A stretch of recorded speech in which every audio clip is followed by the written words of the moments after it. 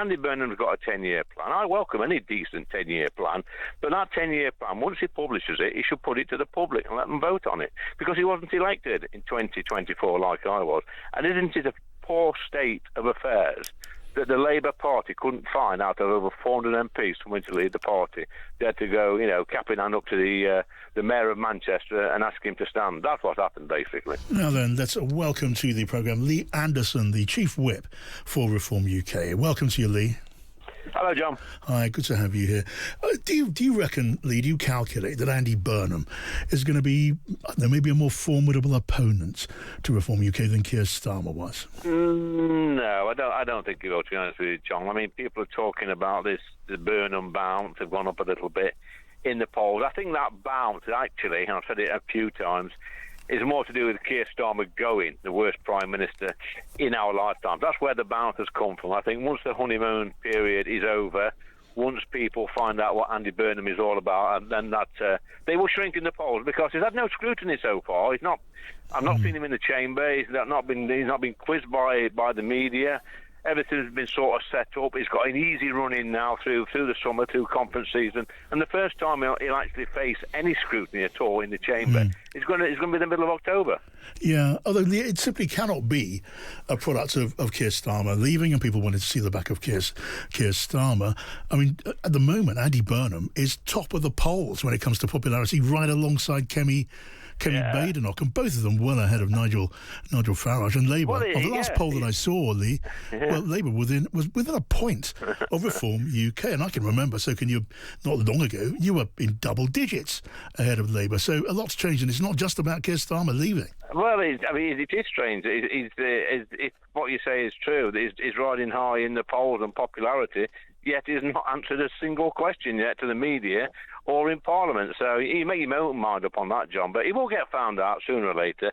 I suspect when we have the autumn statement, there's going to be huge tax rises there. That'll be deeply unpopular. More spending on welfare throughout the country. He's going to be further to the left than Keir Starmer ever was, because he's got no choice, because he has to appease his backbenchers. These are the ones that got rid of Starmer, and mark my words, if Andy Burnham doesn't toe the line, it'll be the tail wagging the dog. If he doesn't toe the line, they'll get rid of him. Right. Okay. Look, I mean, the evidence again. I'm basing all of this on evidence of opinion polls, Lee, which shows that Nigel Farage, your leader's appeal, has been tainted by accusations of rule breaking and wrongdoing in secretly taking millions of pounds from the crypto billionaire Christopher Harbour. And that's not me just throwing out, a provocative line to wind you up. That's what the polls tell us. Surely you accept there's truth in that. Well, I'll tell you what, John. We've got some polls in Clacton in a few weeks' time. It's called a by-election, and we'll see what the outcome of them polls are on August the 13th, and I'm sure Nigel will win. He'll win handsomely, and regardless of all the polls and the popularity of leaders, not one of the other parties, the Labour Party or the Conservative Party, were prepared to stand against Nigel here, because they're for it. So you can chuck all them polls, the popularity ratings, in the bin. The people of Clacton will vote for Nigel. Yes, there has been a bit of a bounce for Andy Burnham. I've explained my reasons for that. But, just cast your mind back to May when we swept the board in the council elections. Yes. We did it last year as well, and I suspect we will do it next year, next May. All right, I'll give you credit for consistency, because, you're still saying, are you, that Nigel Farage is going to sweep to victory in Clacton with a bigger majority? After all, the big parties aren't standing against him. And you'd expect an overwhelming victory with acclaim and a bigger majority in Clacton. You're predicting that. I'm out here in Clacton at the moment with Nigel. We're campaigning. Right. I just took a short break to speak to you on this programme. But the response today, as it was at the weekend, has been absolutely phenomenal. People are pipping their horns, coming out, having photos and selfies. It's very popular. And I just to make a suggestion to the politicians in Parliament, John, the ones that sit in the Commons with me, they need to get out more, come out into the real world and speak to real people. If they did and did their job properly, I wouldn't be here today.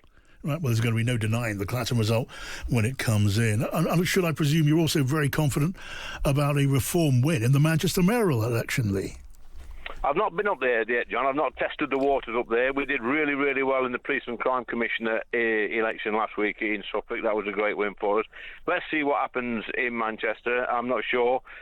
We've got a really good candidate there, strong candidate. We're doing well in the Northwest. If you look at the local elections, we won council seat after council seat, and I will say this while I'm on air, John. This by-election we had in Makerfield, that was basic. If you look at it, I'm quite angry about it, because basically what we've had there, we've had a mayor of Greater Manchester. He said to his mate, give up your seat, let me become the MP for this area, so I'll become Prime Minister. Oh, and by the way, I'll probably give you a good job in number 10 when the time comes. I mean, that is just corrupt all over.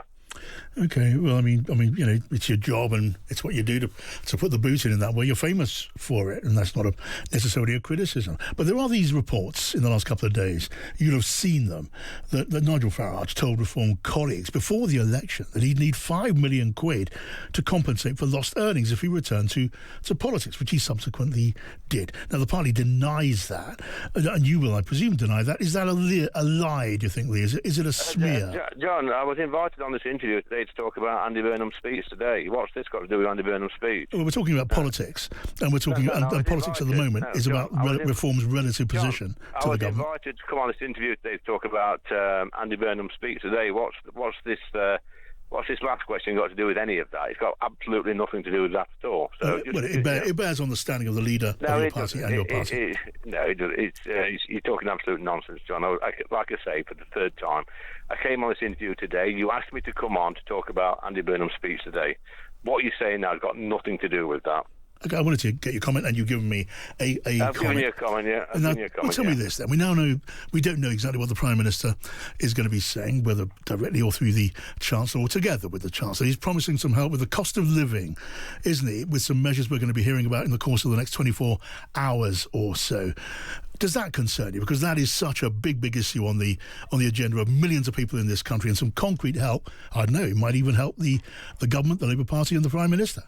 Any help with the cost of living has got to be paid for, and it'll be paid for by the hard-working taxpayer, the alarm clock people who get up every morning and put a shift in. And if Andy Burnham's got a 10-year plan, I welcome any decent 10-year plan, but that 10-year plan, once he publishes it, he should put it to the public and let them vote on it, because he wasn't elected in 2024 like I was. And isn't it a poor state of affairs that the Labour Party couldn't find out of over 400 MPs coming to lead the party? They had to go, cap in hand up to the Mayor of Manchester and ask him to stand. That's what happened, basically. Do you accept, because your party says you would deliver tax cuts of various kinds, do you accept that if that promise is to be credible, you need to set out where the money is going to be coming from in credible and rather detailed terms, and that is still a work in progress, quite early progress? A work in progress for who, John? For your party. In setting out your fiscal plans in credible detail. We've set them out many times where the savings are going to come from. What I suggest you do, John, after this call is click on the Reform UK website. Oh, I've seen them. Oh, trust me, Lee, I have seen the plans. Well, there you go. We've just said we've not set out any plans, and now you're saying that we have. I'm suggesting that there are still very many questions over the credibility of this. Yeah, many questions from who? People like you? I mean... it's the job of people like me to ask questions, Lee. I'm sure you know that. Out on the doorstep, our policies are very, very popular indeed. And we'll put that to the people of this great country at the next general election, and they will make their mind up. Not the media, not you, not anybody else, the people of this great country. No, that is absolutely the case. It is not going to be me, at all. It's going to be the people of this country. I'm sure you'll do your best, John. Well, I'll do my best to do my job, as always. But when I talk about the mood of the people of this country, look, both you and I know that the best measure of the mood of the country, which is a broad generalisation, of course, region to region, but the mood of the country has rather swung against your party. And you're still in a lead, but it's a wafer-thin lead in some polls. It's nowhere near what it was. It's a marathon, not a sprint, John. You know that. Polls go up and down. We've still been leading the last 100, I think it's 350 polls. That's a good place to be. The other parties would love to be in that position. We had a brilliant May local elections.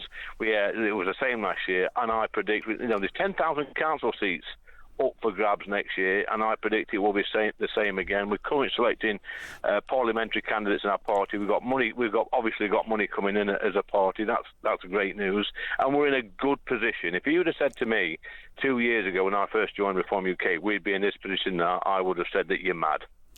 Well, Lee Anderson, it is always a pleasure. Thank you for... And you, John. Take care. Bye-bye. Well, Ollie Cole, our newsroom reporter at Times Radio, is here with me. We were touching on the Clacton by-election. Need to share the list. It's a growing list of candidates. Ollie? Yeah, it's now locked in. We've got 34 candidates, remarkably, so just bear with us. We go through those candidates standing in the Clacton by-election. Joseph, 77, independent. Adam Alcatip, the Forward Party. Count Bimface, the Count Bimface Party. Nick, the Incredible Flying Brick, the official Monster Raving Loony Party.